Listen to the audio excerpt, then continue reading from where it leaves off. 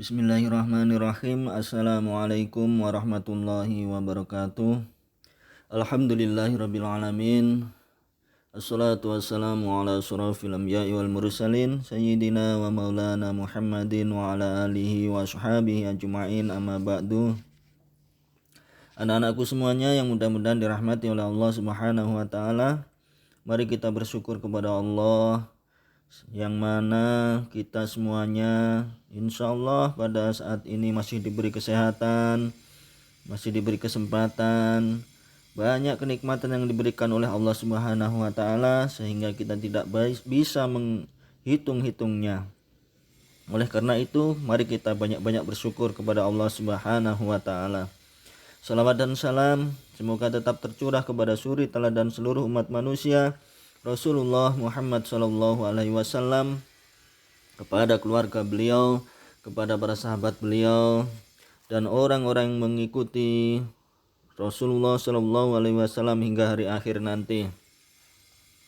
Alhamdulillah, setelah kita melaksanakan penilaian tengah semester pada bab 1 dan 2, insya Allah nanti kita akan membahas bab yang ketiga. Kita awali pertemuan kali ini dengan baca basmalah. Bismillahirrahmanirrahim. Pada pembahasan kali ini yaitu bab 3 dengan judul Haji dan Umrah.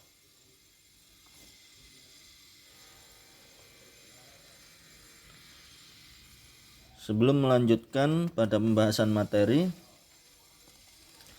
Ustadz sampaikan tujuan dari pembelajaran setelah kita bahas nanti haji dan umrah ini.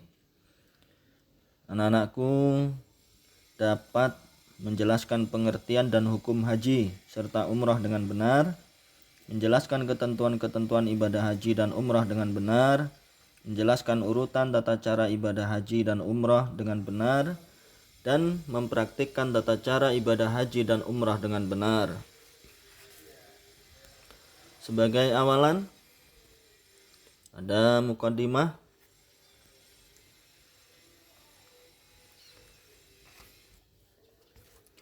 Nabi Ibrahim alaihissalam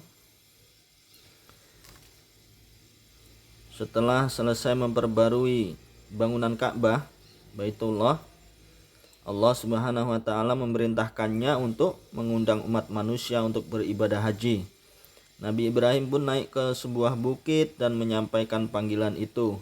Allah Subhanahu wa taala berfirman, "Serulah manusia untuk mengerjakan haji, niscaya mereka akan datang kepadamu dengan berjalan kaki dan mengendarai unta.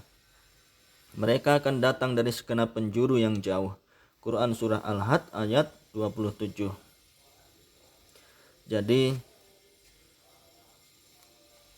insya Allah setiap muslim, orang-orang Islam punya keinginan untuk menunaikan ibadah haji ke tanah suci Mekah. Mudah-mudahan kita nanti juga diizinkan oleh Allah Subhanahu wa taala untuk beribadah haji ke tanah suci Mekah sebagaimana diperintahkan oleh Allah yang disampaikan melalui Rasul Allah yang bernama Nabi Ibrahim yang mengawali umat manusia untuk beribadah haji. Jadi anak-anakku semuanya, mudah-mudahan kita nanti bisa ke tanah suci Mekah. Amin ya rabbal alamin. Kita masuk ke materi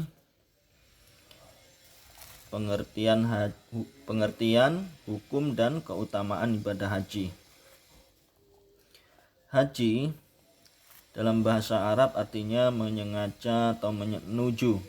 Sedangkan menurut istilah, haji adalah sengaja mendatangi Baitullah, Ka'bah, untuk melakukan beberapa amal ibadah dengan tata cara yang tertentu dan dilaksanakan pada waktu tertentu menurut syariat-syariat yang ditentukan dan semata-mata untuk mendapat ridho Allah Subhanahu wa taala. Dalam sebuah hadis Rasulullah sallallahu alaihi wasallam bersabda, "Al-Islamu an tashhada an la ilaha illallah wa anna Muhammadar Rasulullah sallallahu alaihi wasallam wa tuqimas shalah wa tu'tiyaz zakah wa tasuma Ramadan wa tahujjal baita in istata'ta ilaihi sabila." Islam adalah engkau bersaksi bahwa tidak ada Tuhan selain Allah dan Muhammad adalah utusan Allah, mendirikan sholat, menunaikan zakat, berpuasa di bulan Ramadan, dan berhaji ke Baitullah jika engkau mampu. Jadi ibadah haji ini wajib bagi orang-orang yang mampu.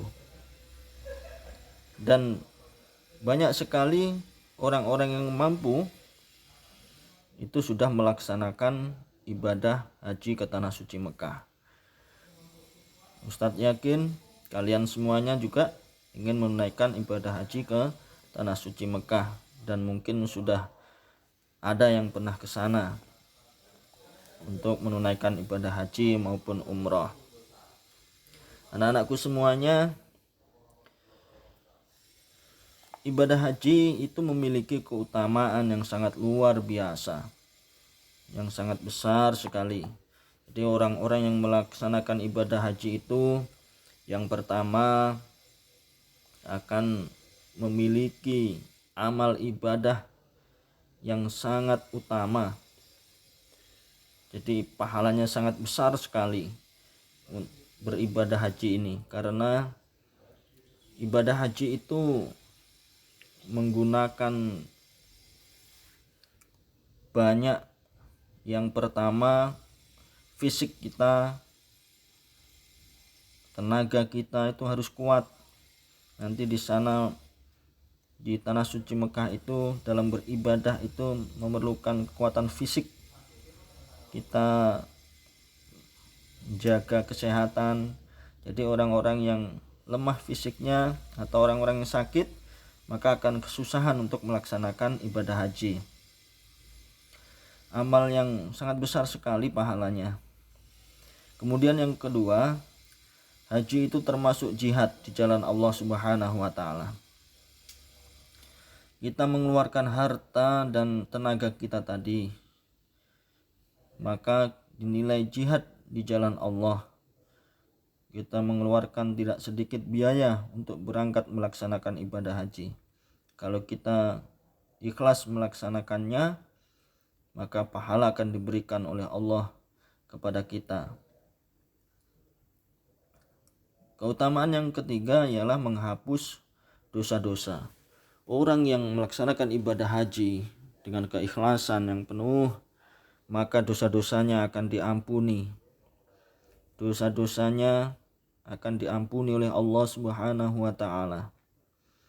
Akan dibersihkan karena memohon ampunan langsung di tanah suci, di Ka'bah sebagai pusat ibadah orang muslim seluruh dunia.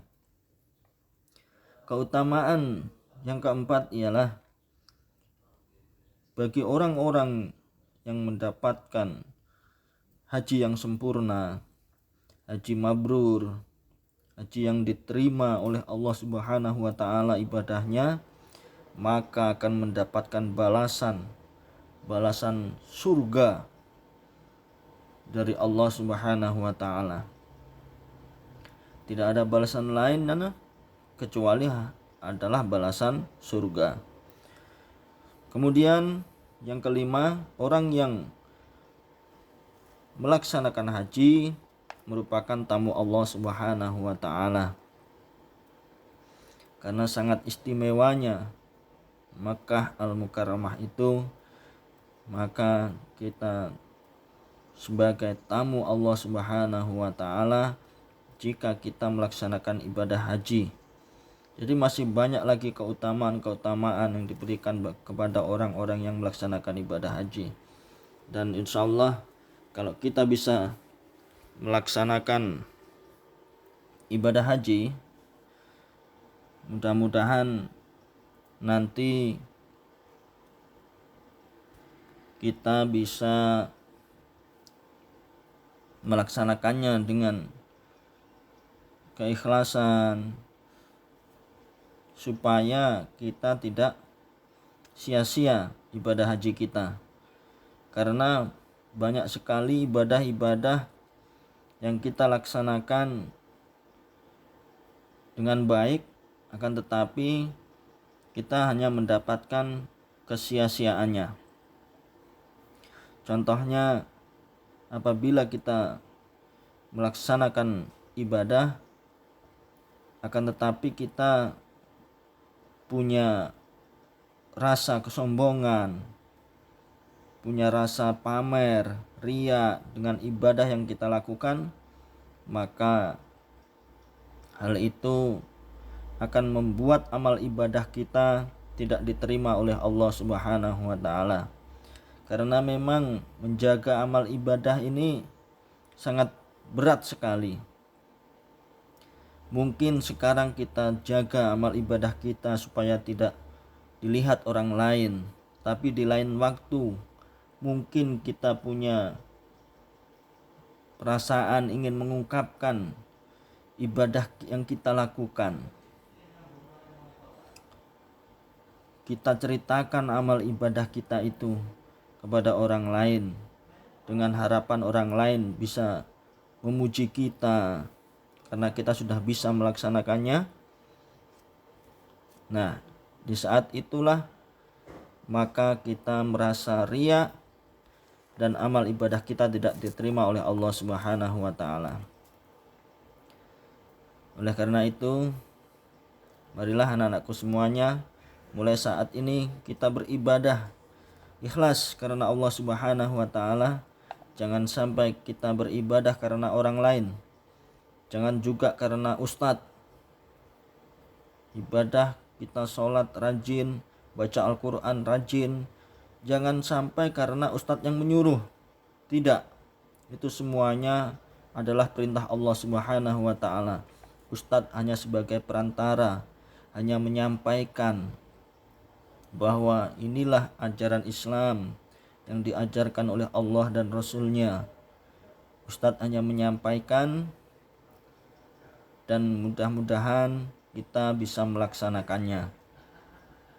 Demikianlah pembahasan yang pertama untuk bab haji dan umrah ini.